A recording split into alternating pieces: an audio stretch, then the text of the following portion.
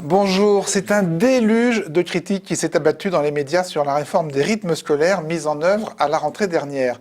En répercutant ces critiques, les radios, les télévisions ont-elles joué leur rôle de vigie face aux satisfecits gouvernementaux ou bien ont-elles servi de caisse de résonance à certains parents de certains milieux, pour tout dire les plus aisés, forcément plus exigeants que les autres?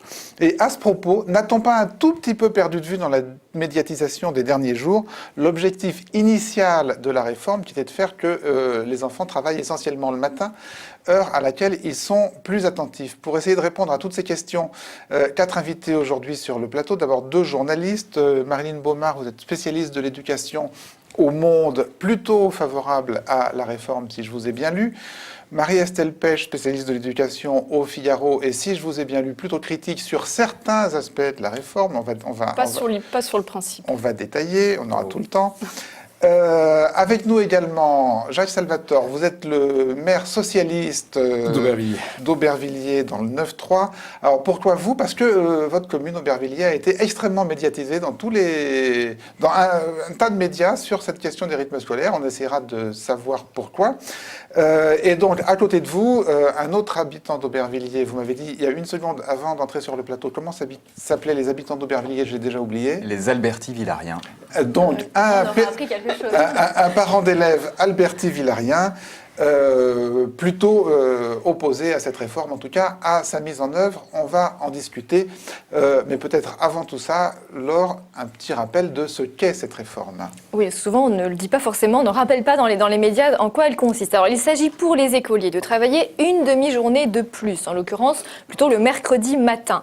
On allonge donc la semaine avec le mercredi, mais en contrepartie, on allège les autres journées de cours, puisque c'est un des objectifs de la réforme, diminuer la longueur des journées de cours et avoir les cours qui nécessitent le plus de concentration plutôt le matin, là où l'enfant est, selon les chronobiologistes, le plus attentif. Conséquence de cette réforme, le temps dégagé dans la journée, sur ce temps dégagé, sont donc proposées des activités périscolaires que la mairie prend en charge avec des animateurs, donc des activités pédagogiques qui s'ajoutent aux 24 heures de cours des élèves. Alors, la mise en place de cette réforme est difficile dans plusieurs communes, on l'a vu dans les médias.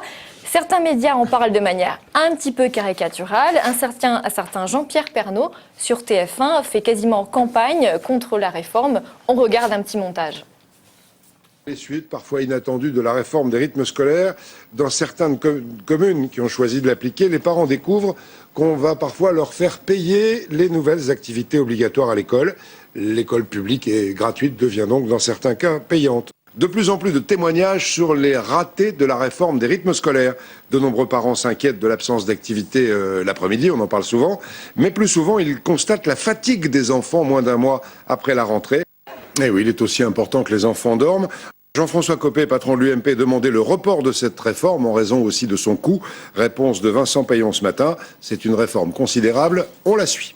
Aujourd'hui, ce sont 25 maires de la Creuse qui, ensemble, demandent officiellement au ministre de revoir sa copie. Ils ne voient pas comment faire pour mettre en place cette réforme à la prochaine rentrée. Des enfants fatigués, déboussolés, des mairies qui se creusent la tête, c'est bien sûr la réforme des rythmes scolaires qui a toujours autant de mal à passer. D'abord ce vrai malaise qui enfle un peu partout à Nantes.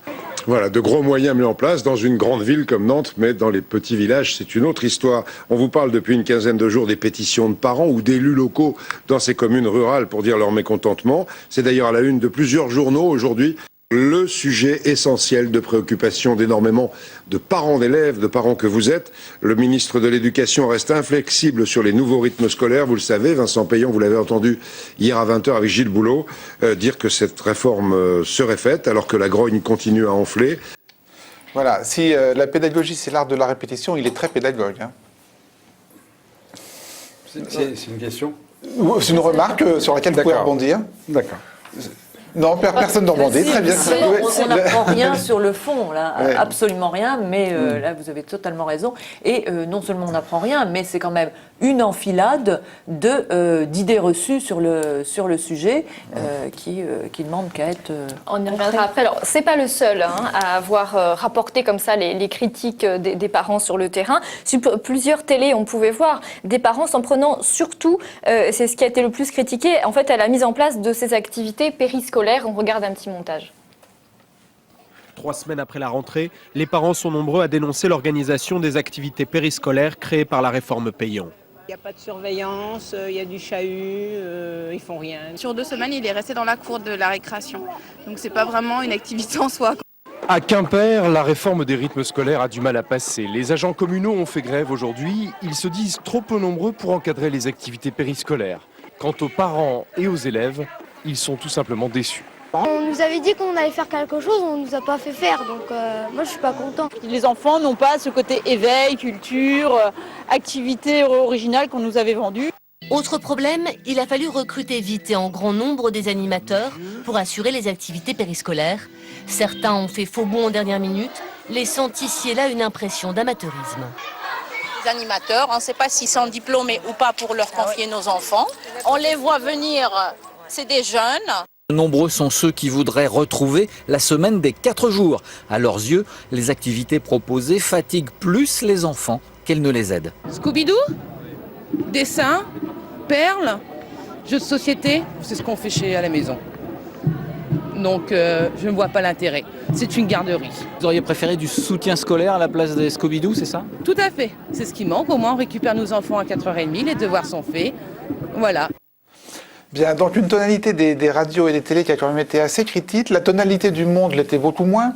Ce qui veut dire que vous avez trouvé les seules écoles de France où ça marche? Et... Non, vous exagérez. On a trouvé des écoles où ça ne fonctionne pas bien parce que c'est une réforme qui se met en place, c'est une réforme très compliquée à mettre en place. Donc je vous invite à relire certains reportages. On a trouvé des établissements où ça ne se passe pas bien. On est allé voir à Aubervilliers, on a été les premiers à raconter qu'il y avait réellement des problèmes sur place. Donc il ne faut pas caricaturer, mais il ne faut jamais oublier le fond et c'est en ça que vous avez raison et qu'il y a des choses qui... Alors on va revenir au fond, mais est-ce qu'au Monde on peut se faire une vue d'ensemble, si vous voulez, des écoles et des communes et des régions dans lesquelles ça s'est plutôt bien passé, dans lesquelles tout le monde est satisfait, et des zones ou des régions ou des écoles dans lesquelles ça s'est mal passé? Vous voulez que je vous chiffre ce qui marche et ce qui ne marche pas? On ne peut pas le faire. Au Monde comme ailleurs, on s'est rendu compte que les gens qui voulaient se faire entendre, c'était des gens qui avaient des choses à dire, donc qui n'étaient pas contents, mais qui avaient aussi toute une masse de gens qui étaient muets sur cette histoire et qui, eux, étaient tout à fait satisfaits. On a donc enquêté sur le terrain, on en a trouvé. On a enquêté auprès... Comment vous avez fait pour trouver des muets satisfaits, par exemple? Quand on leur demande, quand on leur donne la parole, ce sont des gens qui spontanément ne prennent pas la parole, mais qui, quand on leur demande, disent effectivement, c'est une très bonne réforme et vous inquiétez pas, c'est en train de se mettre en place, ça bouge vraiment. On a fait une enquête auprès des syndicats qui, eux, ont des remontées. Il y a des fédérations, il y a des départements où ça se passe mal, mais qui, eux, nous disent tous clairement, moi, je n'ai pas de remontée vraiment du terrain qui me disent c'est la catastrophe totale partout. J'ai les remontées, c'est vrai dans les centrales syndicales à Paris, sur des départements et des lieux où ça se passe mal. Donc voilà, il y a ce prisme, ce filtre qui fait que le filtre qui fait que les mécontentements remontent plus facilement que la satisfaction. Alors en tout cas, les mécontentements remontent très bien au Figaro, parce qu'à lire le Figaro, pour le coup, on a l'impression que c'est la catastrophe partout. Donc même question à l'inverse, c'est-à-dire que vous avez occulté tous les témoignages de parents qui pouvaient éventuellement être satisfaits de la réforme.